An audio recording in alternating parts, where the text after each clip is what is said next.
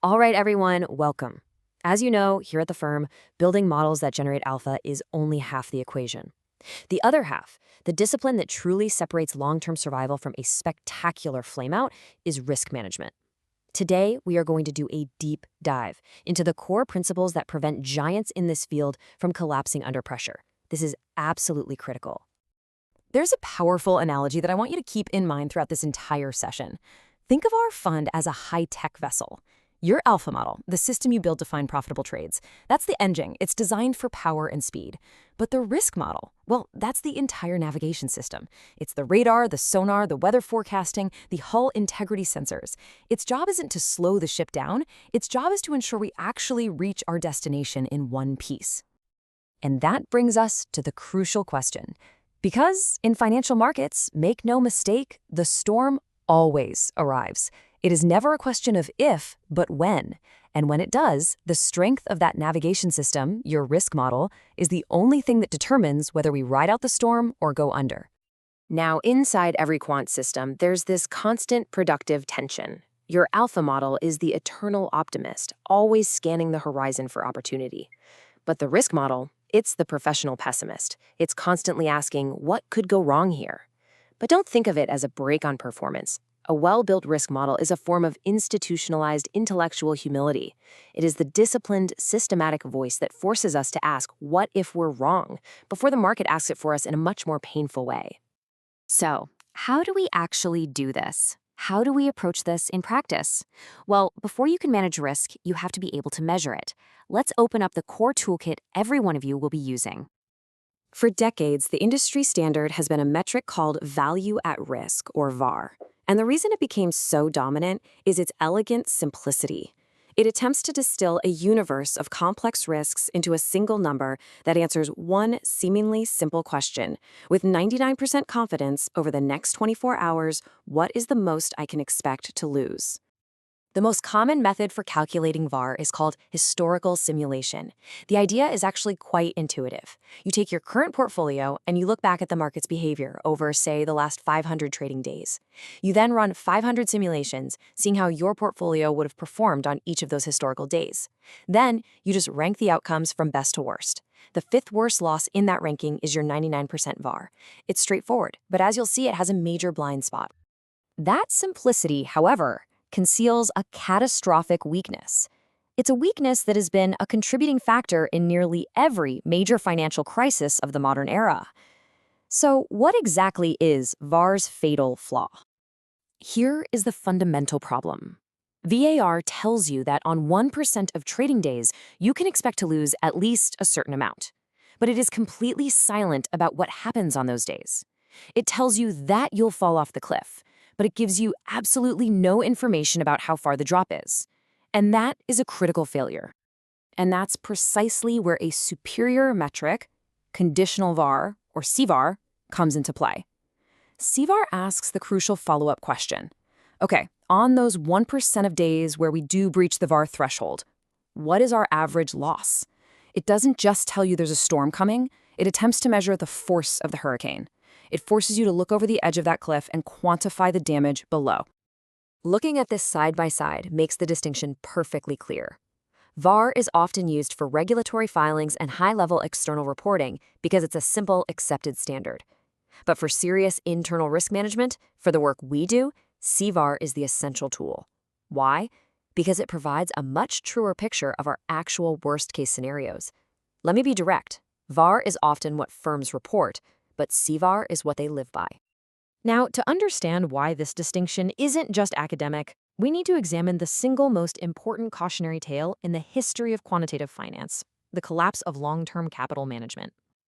To really grasp what happened, you first have to understand the sheer scale of their operation. LTCM was run by Nobel laureates, PhDs from the best universities. Literally, they were considered the smartest people in any room they walked into. With less than $5 billion in capital, they controlled a balance sheet of over $100 billion and held derivative positions with a notional value of over $1 trillion. The leverage was almost beyond comprehension. Their entire strategy was built on the idea that small pricing differences between highly correlated assets would eventually converge. But in August of 1998, Russia defaulted on its sovereign debt. This single event triggered a global panic, a massive worldwide flight to liquidity. And instead of converging, every single one of LTCM's carefully balanced trades began to diverge, violently and all at the same time. Within a matter of weeks, a fund run by geniuses was insolvent, and it threatened to take the entire global financial system down with it. So why didn't their models see this coming? Because their risk models, which were based on VaR and normal distributions, told them that the losses they were experiencing were a 10 sigma event. Statistically speaking, that's something that shouldn't happen even once in the entire lifespan of the known universe. Their models gave them a fatal and deeply arrogant sense of false security. Their failure really boiled down to 3 core intellectual flaws. First, their models assumed that historical correlations would remain stable in a crisis. They never do. In a true panic, correlations go to 1. Second, they completely ignored liquidity risk. They assumed they could always exit their massive positions. They couldn't. And finally, and most importantly, it was a profound failure of imagination. It was the hubris that prevented them from asking that simple, critical question: what happens if we're wrong? The failure of genius at LTCM taught the entire industry an incredibly painful but absolutely necessary lesson. It forced the development of far more robust, forward-looking defense systems. The most important of these is stress testing. Now, let's be very clear. We do not use stress tests to predict the future. We use them as a diagnostic tool.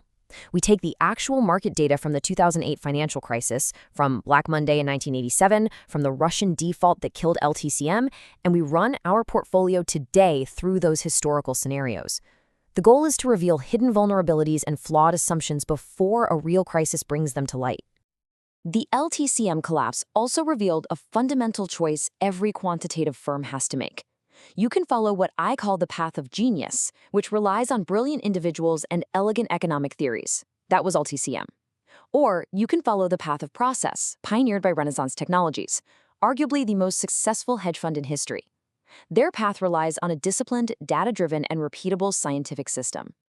The entire philosophy of the path of process is captured in this one simple, ironclad rule at Renaissance.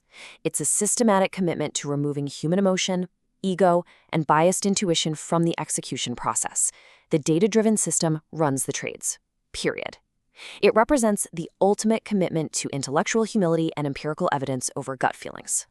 So how do we apply these universal principles of measuring tail risk properly and favoring process over genius in today's environment? Let's take them to one of the most complex and dynamic battlefields for quantitative investors, the Chinese markets. Here, we can see how 2 markets for the exact same companies can have completely different risk profiles. Mainland A-shares are dominated by retail investors, which makes that market prone to herd behavior and strong momentum effects. In contrast, Hong Kong's H-shares are driven by global institutions, making them more fundamentally driven. A risk model built for one of these markets would fail, catastrophically, in the other. And in China, there is a unique form of risk that must be at the very core of any model you build. We call it regulatory model risk. This is the non-statistical risk that a profitable strategy, one that looks perfect in your backtests, can be rendered illegal or simply unprofitable overnight by a sudden change in government policy or exchange rules. This is a critical variable that you will never find in historical price data. In practice, this means any risk model for China's A-shares must explicitly account for the unique market microstructure. Rules like T+1 settlement and the 10% daily price limits create very specific challenges.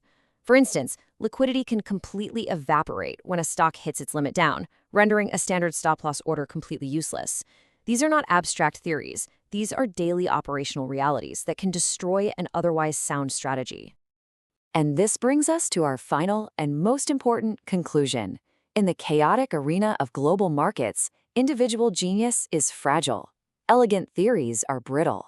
The one thing that endures, the one thing that will protect you through every storm, is a robust, disciplined, and intellectually honest process. For any investor, quant or otherwise, remember this: your process is your shield.